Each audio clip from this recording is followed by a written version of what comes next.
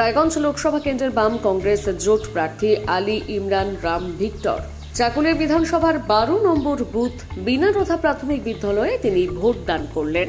মানুষ আজকে যে ধর্মীয় মেরুকরণের রাজনীতি আমাদের দেশে আরম্ভ হয়েছে, আর একদিকে যে হচ্ছে কি প্রশাসনের পক্ষ থেকে সরকারের তরফ থেকে যে অত্যাচার মানুষকে সহ্য করতে হচ্ছে, তাদের দুর্নীতির মাধ্যমে মানুষরা যেভাবে এখন নির্যাতিত হচ্ছেন, অত্যাচারিত হচ্ছেন, সেইগুলো থেকে রক্ষা পাওয়ার একটা বিষয় আছে। মানুষ সেইভাবে তৈরি হয়েছে।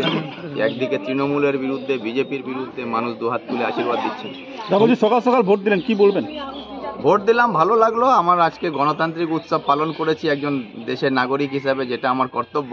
সেই কর্তব্য, আমার যে ভোট দেওয়ার অধিকার, সেই অধিকার আমি পালন করে কোনো বুথে কোনো ঝামেলা বা গন্ডগোলের কোনো না, এরকম কোনো খবর এখন পাইনি। আমাদের যে সেন্ট্রাল বাহিনী আছেন তারা এখন অবধি সব বুথে এডুকেট ফোর্স পৌঁছে গেছে, সেখানে তারা দায়িত্ব পালন করছেন। এখন অবধি কোনো সমস্যার খবর গোয়ালপুকুরে 123 নম্বর বুথে একটা মহিলাদের ভোট দিতে বাধা, সেটাই হয়তো হয়েছে, কিন্তু সে খবরটা আমি এখনো ভেরিফাই করে দেখিনি। আমাদের একটা হয়েছে দেবীগঞ্জ বুথে একটা ঘটনা আছে, পোলিং এজেন্টকে ঢুকতে দেওয়া হচ্ছিল না। আমাদের পোলিং এজেন্টকে ঢুকতে দেওয়া হচ্ছিল না, সেটা আবার পরে ওখানে সেক্টর ইনচার্জকে বলার পরে সেই ব্যবস্থা হয়ে গেছে।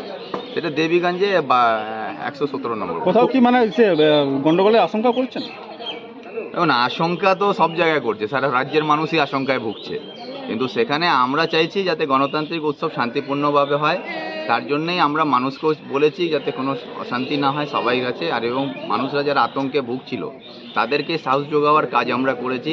বিগত দিনের যে মুখ্যমন্ত্রী ইতিহাস তৈরি করে দিয়েছেন পশ্চিমবাংলায়, এই 27 দিনে 56 জনের খুন হয়েছে শাসক দলের পক্ষ থেকে, সেই মানুষরা ভুলে যায়নি। সেই জন্য মানুষ চাইছে তার পরিবারের কোনো সদস্যকে যাতে না হারাতে হয় গণতান্ত্রিক উৎসবের সেভাবে শান্তিপূর্ণ হোক। সেই জন্য মানুষ তৃণমূলকে উৎখাত করার জন্য, বিজেপিকে তাড়াবার জন্য মানুষ এখন উঠে পড়ে লেগেছে ভোট দেওয়ার জন্য। আমার লড়াই হচ্ছে অন্যায়ের বিরুদ্ধে, আমার লড়াই হচ্ছে দুর্নীতির বিরুদ্ধে। আর আমি বারবার বলেছি কি আমি হচ্ছে এই যে নির্বাচন হচ্ছে জনমত দিয়ে জনপ্রতিনিধি তৈরি করার জন্যে, কিন্তু যারা তৃণমূল বা বিজেপি থেকে দাঁড়িয়েছেন তারা জনমত নিয়ে ব্যবসা করেন। সেটা বিগত দিনও ওরা ব্যবসা করেছেন, সেটা প্রমাণিত। তৃণমূল থেকে এসে বিজেপির প্রার্থী হচ্ছেন, কেউ বিজেপি থেকে এসে তৃণমূলের প্রার্থী হচ্ছেন। এবার যেটা হচ্ছে মানুষ বুঝতে পেরেছে একমাত্র জনপ্রতিনিধি হচ্ছে বাম কংগ্রেসের কাছে। বাস লড়াইটা কি ত্রিমুখী?